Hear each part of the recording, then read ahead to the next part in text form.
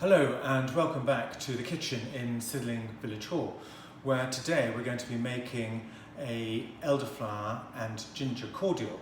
And just in case any of you are unfamiliar with what elderflower looks like, here's a clip of me picking some earlier this morning. So there, that's what we want. Nice big full head, and we need about 20 or 30 of those to make 1.5 litres.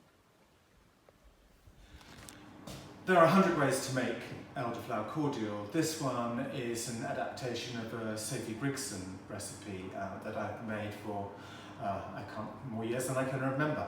But this is how it goes. And the first thing, of course, is to have really good quality elderflowers. I picked these this morning on a nice sunny day. Give them the morning to dry out any dew and to come to their fullness. And I'm just going to snip these, just leaving the green bit off, into a large bowl.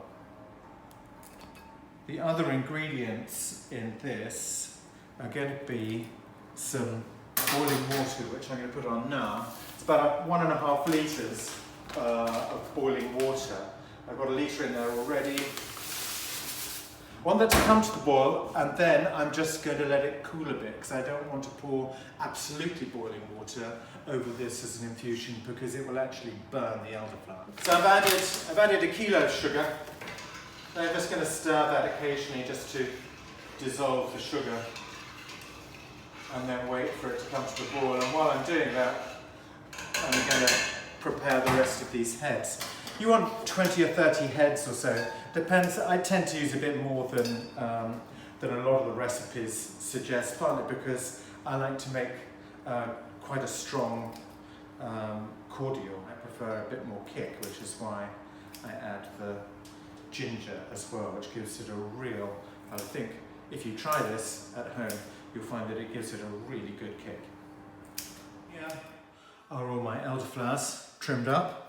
And the next thing that's going to go in is lemon. And lots of people say you can just pair it with lemon, but again, this is an infusion. I want to maximise the amount of flavours that I'm going to get from every item. So I'm going to grate my lemons and then add the lemon juice as well. So just on not the coarsest, but the next coarsest maybe, just to get the zest off. I'm also going to add a bit of orange as well. I think it's River Cottage that likes to have a lot of orange in their particular recipe. So there's 1 lemon. It also says, a lot of recipes says that you've got to have unwaxed lemons. I don't think that's true, particularly as you're going to zest them. You really don't need to have unwaxed lemons. And obviously the amount of lemons is to taste. I quite like to have quite a lemony bite to it. So I'd rather use a lemon more than a lemon less in it. And now just going to add the juice.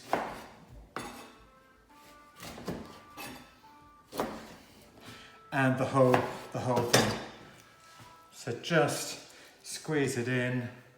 As I say, this is an infusion, and a lot of people say infuse it for 24 hours. Actually, sometimes it just needs longer. So as long as it's in a cool, dark place, it's fine to leave it for 36 hours or even more. But I quite often do it at 36 hours plus, just to make sure that you've got everything you possibly can out of it. Now my water syrup has nearly come to the boil, and I've turned it off because I said what I don't want to do is I don't want to scald these. Just going to do this little bit of orange here. Hannah left in the fridge from a cocktail that she made yesterday.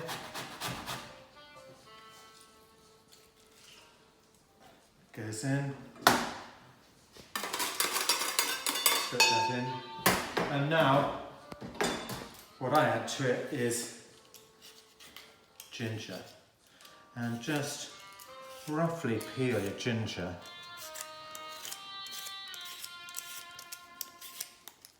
Okay, so here's my ginger, which I've just roughly peeled, and I'm going to chop reasonably small.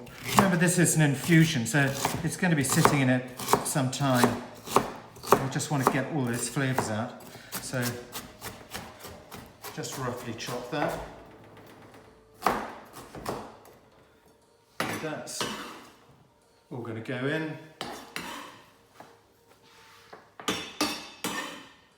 And then for each about 1.5 litres of water, I need about 75 grams of citric acid. You can get this, you can get it online. We're getting, I make this stuff in industrial quantities, so we're getting a whole bunch more online. You can get it from the chemist, but sometimes they give you a funny look because apparently it's also used for cutting cocaine by disreputable dealers. Again, you don't need to be, because that's about 75 grams, okay? And now, all that remains to be done is to pour on the hot water. Which is the same. This has got a kilogram of, it's got a bag of sugar in it. You can use ordinary granulated sugar. Again, you don't have to use finer sugar than that. And now I'm just going to make sure all this is properly covered. Because I've let the water cool a little bit, it hasn't scalded the flowers. If you put it on too hot, those flowers will turn brown. And they'll turn brown not because they're infusing, they turn brown because you've scalded them with water. Okay, so that is as simple as that at the moment. And we're just going to cover that with some cling film and leave that in a cool, dark place for 24 to 36 hours. And then we're going to put it through muslin, sometimes twice, even 3 times, to try and get it clear. And then it'll be ready, and it's ready for using almost immediately, okay? It doesn't matter that this is going to condense because I've put cling film on top of hot water, because it will just condense and drop back into the mixture, which is fine. So there we are for today. Okay, so this now elderflower and lemon, a bit of orange and ginger has been steeping in here for about 36 hours. And I'm now going to give it the first go through stuff for making beer and wine and stuff, but I'm going to use this first and then put it through something finer. It'll probably take 2 or 3 goes.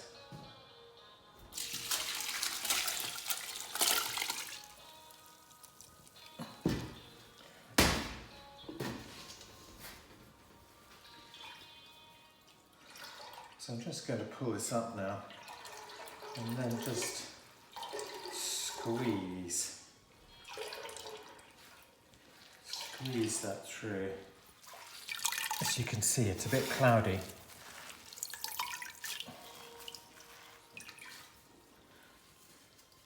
So I'll do this a couple of times and then I will bottle it. And now I'm going to put it through the muslin.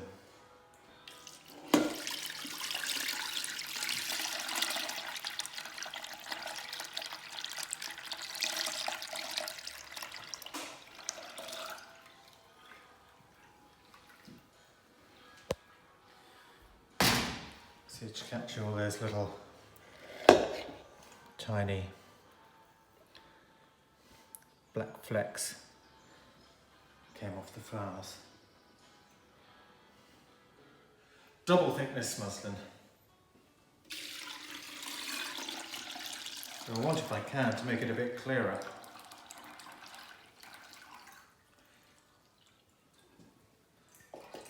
Ooh.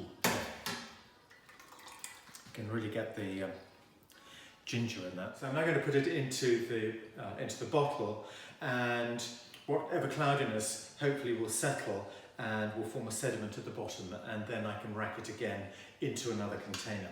So here goes. Each time it's getting a bit clearer.